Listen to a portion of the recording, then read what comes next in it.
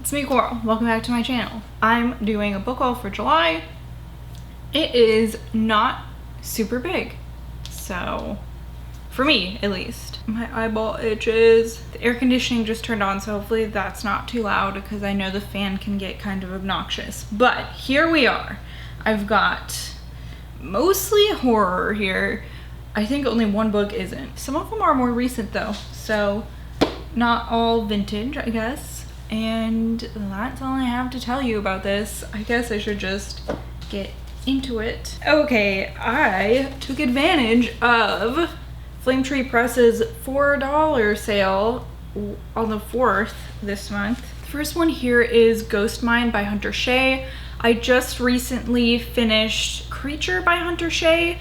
You'll hear about it in my wrap up, but I'm super excited to read more of his work. I think Creature was really super well written. So this is about, it seems like from the synopsis that this takes place in the early 1900s, and it's about some people exploring an abandoned mine in search of gold, and there's like creatures in it at some point. So that's very exciting. The next book I picked up was Night Shift by Hunter Triggs. This is giving me total, like, The Thing vibes, I think, because it takes place in Antarctica. It's about this mining crew, and there's a new crewman to their crew, and all of a sudden now their equipment is getting sabotaged. So obviously fingers are pointed at the new guy in this crew. This seems like it could get into that survival horror realm, which you know I love. You know your girl loves survival horror. So I've never heard of this before. I don't know, I've never seen this on the internet anywhere, on like Instagram or anything like that. Not that that means that nobody's talking about it, but I haven't seen anyone talk about this yet, so I'm very intrigued. I also picked up Savage Species by Jonathan Janz. I'm not totally sure what this is about. There is a photographer maybe? Nope, he looks like he's just maybe a journalist. And there's a park opening. He gets sent to, like, I don't know, write an article about it, cover it. I don't know what they call that in journalism. But he's sent there, and while he's there, these like humanoid creatures bust out of somewhere, or they're just like there all of a sudden, and they kidnap someone's baby. So he's like trying to help get this baby back. From the cover you would think zombies, but from the back of the book it seems like they're more intelligent than just zombies. And also, like, if they've just kidnapped a baby, like, why, if there were zombies they would eat her, right? They wouldn't just like kidnap her. So I'm intrigued by this one. Jonathan Janz's stuff has been a little bit hit and miss, kind of middle of the road for me so far. I think I've just not read the right books by him, if that makes sense. So hopefully this one tickles my fancy. Then the last two I have here I've already read. I just didn't have physical copies of them. This is The Sorrows by Jonathan Janz. I believe this was his first ever published work, and it was a little rough around the edges. This is about these dudes who write like movie scores, and they're working on a score for a movie, and they get the opportunity to go to this like abandoned castle to like kind of take inspiration from it, and shit goes down. It gets kind of metal in the middle, and then it gets kind of, I don't know, you should read it for yourself. I wasn't the hugest fan. I think some parts worked, some parts didn't, but you should read it for yourself. I also bought The Dark Game, which I had as an ARC earlier. Was it this year? I don't know. It could have been. I think it was. This I thought was pretty good. This is about a bunch of writers. They go on this like writer's retreat. They're invited by this prolific horror author, and they're like, they want to go because he's prolific. They want to like get this mentorship, and it ends up being like kind of a competition. So like the last writer in the competition gets like all these, like they get hooked up with like publishers and they get this guy's mentorship and all this stuff, and it gets kind of crazy. It was pretty good. Like I said, I gave it 4 stars. This is not a review video, but I don't know, I feel weird talking about a book that hauling a book that I've already read. Next, I found a copy of Made for Love by Alyssa Nutting. If you've watched my channel, you will know that I recently read her book Tampa, and I fucking loved it. Like, I think that's an understatement. It's gonna be one of my favorite books ever, I think. So this is another one of her books, Made for Love. I think those are the only 2 she's written, but this is about an adult woman who moves back in with her father and his real life sex doll. So I'm hoping this is just as strange and weird and disturbing as Tampa was. And I really love this cover.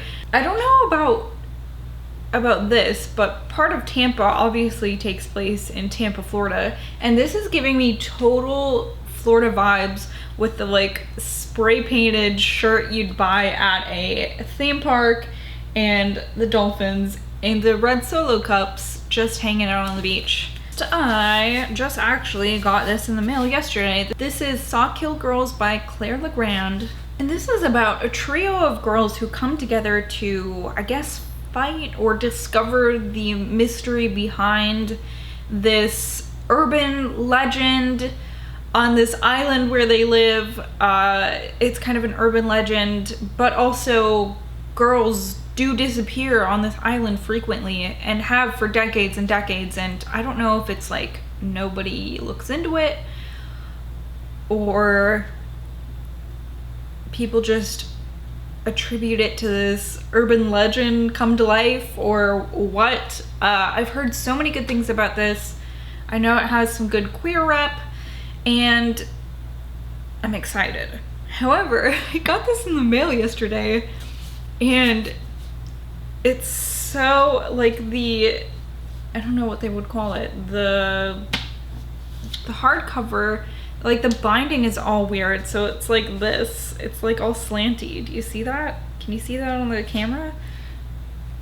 Like this one's a good ½ inch taller than that side. I don't know what's up with that.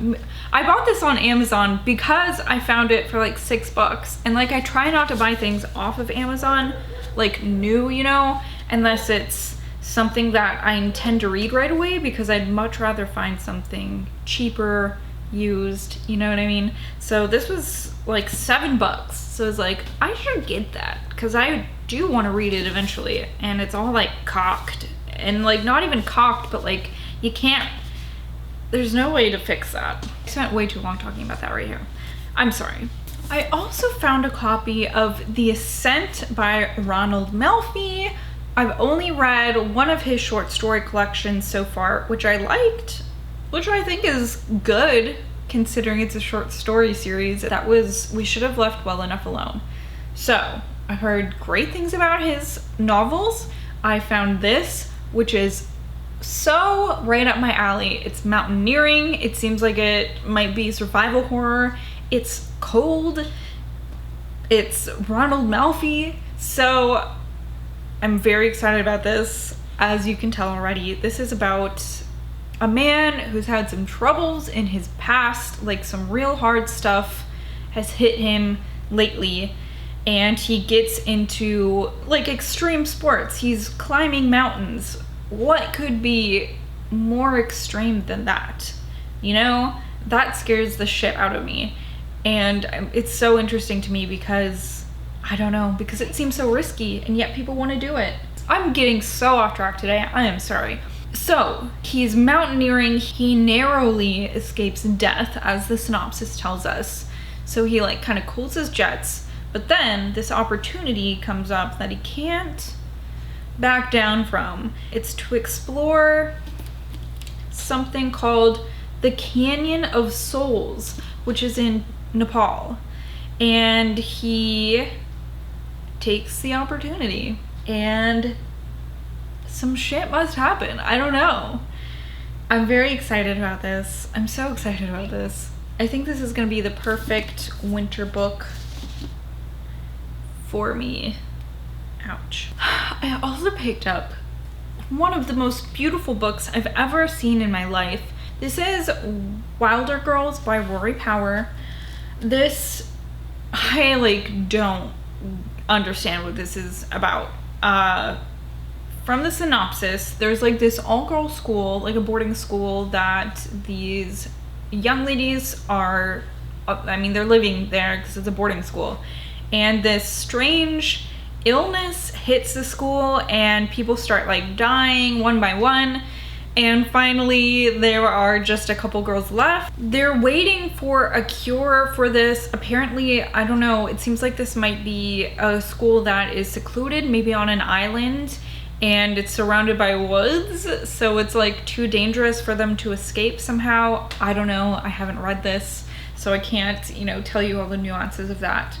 But one of the girls who has survived so far goes missing, and the other girl tries to find out where she's gone, I think. Maybe? I don't know. But I want to read it. I have only heard good things about this book so far. I'm definitely reading this next month because I am so intrigued by it. Next, I found My Sister Rosa by Justine Larbilsteer, I think. I don't know. I'm so bad with that. This book has been on my radar for a long time, but I have not been able to find a cheap copy of it until now.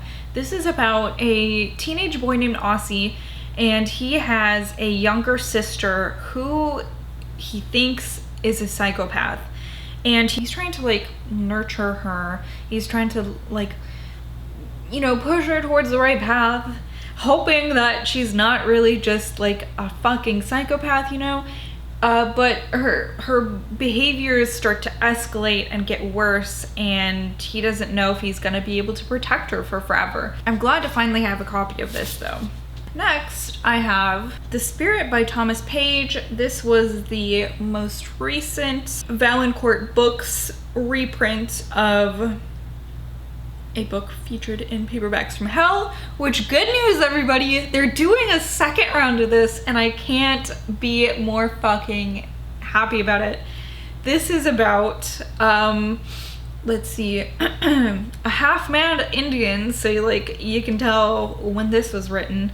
It's about like these two dudes who are like tracking down the same thing, and I get like maybe this is like a Wendigo or Yeti type of thing. I don't want to read too much into it because this is a book that I want to read soon. I think I'd like to do it for a coming trope video. I don't want to be spoiled.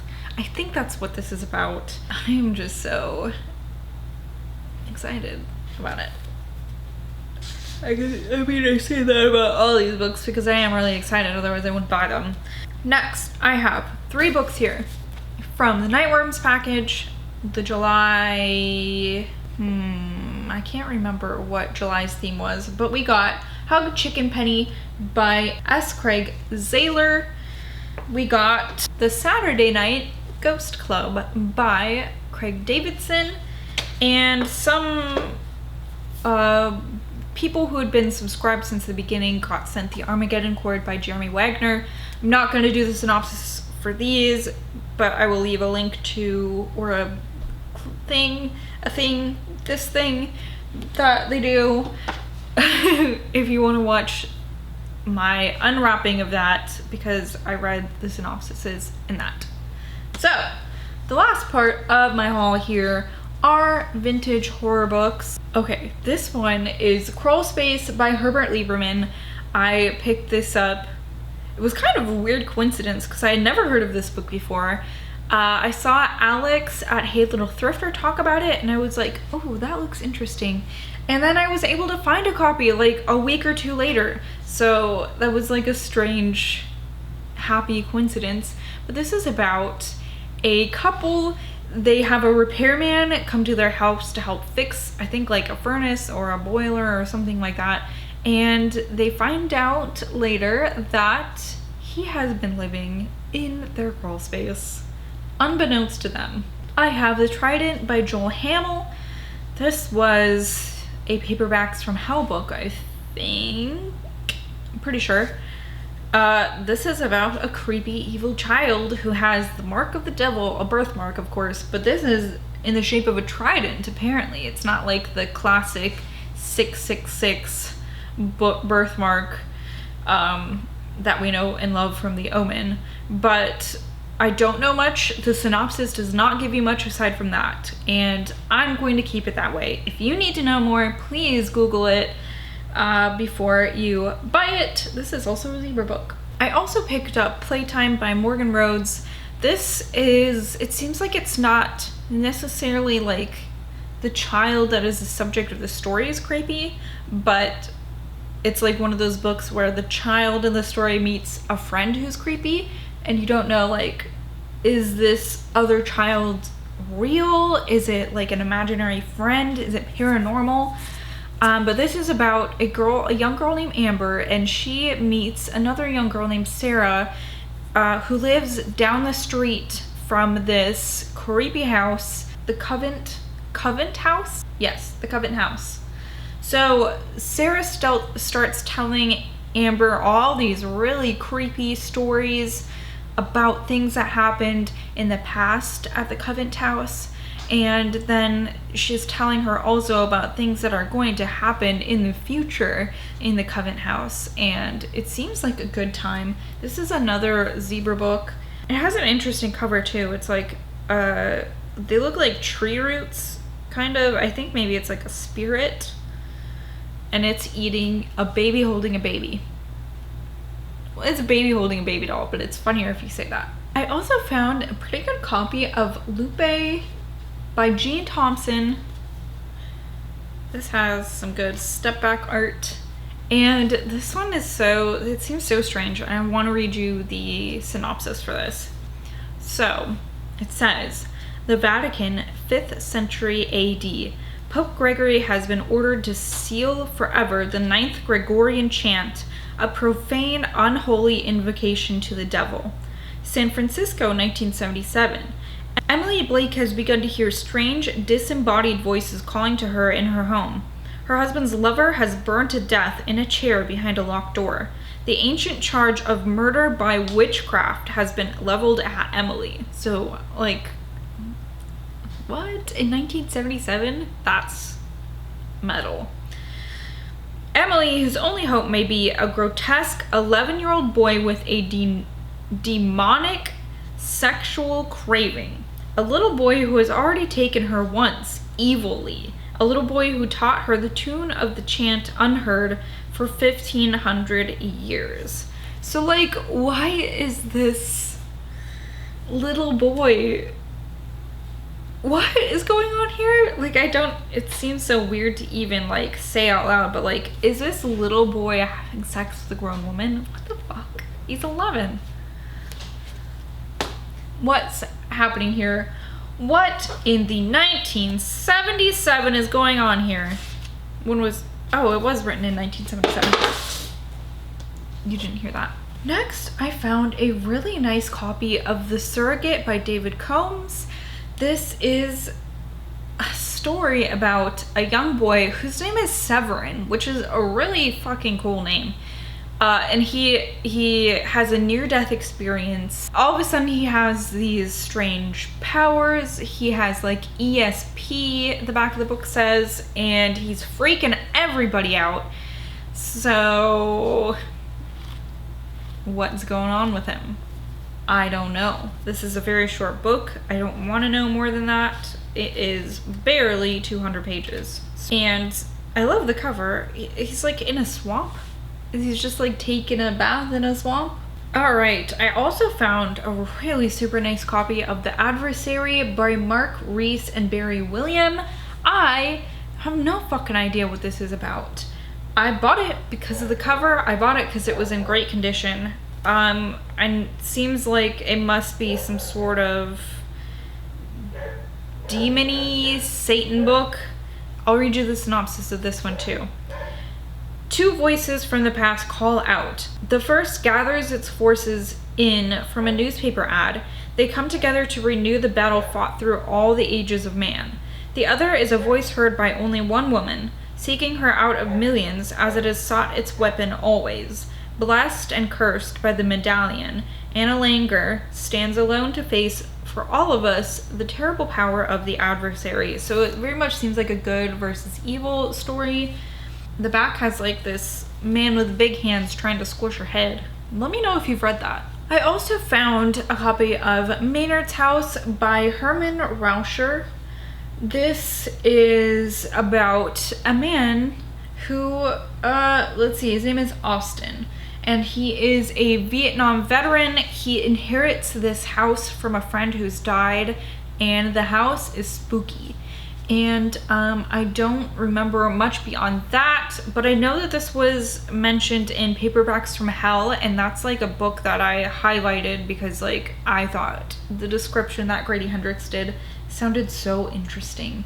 So, you know, I'm freaky about synopsises, so like if I don't remember it off the top of my head, if I can't gather something from the back of the book, I'm not gonna go seek out more information about it, you know what I mean? So definitely, if this sounds interesting to you, like, you know, look up a good synopsis, but the back doesn't tell you much, just that it's a spooky house. This is the book I'm actually most excited about this month. This is Pinup by Andrew Niederman. This is also featured in Paperbacks from Hell. It is the story of two siblings, Ursula and Leon. They had a mother and a father. Their father was really big into science. I believe he was a doctor. And he built this, like, I don't know if it's exactly AI kind of thing, but it's called Pin. And he built it to like help his children to answer any of their like questions and stuff like that. And their parents are killed and they are left with, my cat just fell off a chair. They're left with Pin. And I know this kind of meanders into like maybe what we could call VC Andrews territory, where the siblings start to have a incestuous relationship, something like that.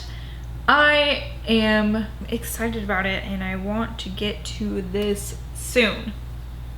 I've heard that it might be his best book. People say that, so I want to judge for myself. And that, ladies and gentlemen, is my July book haul. As always, please let me know if you've read any of these. I'd really love to know what you thought about them. Even if you didn't like them, I'd still like to know. So leave me a comment, let me know. I will see you in another video, but until then, I will see you later.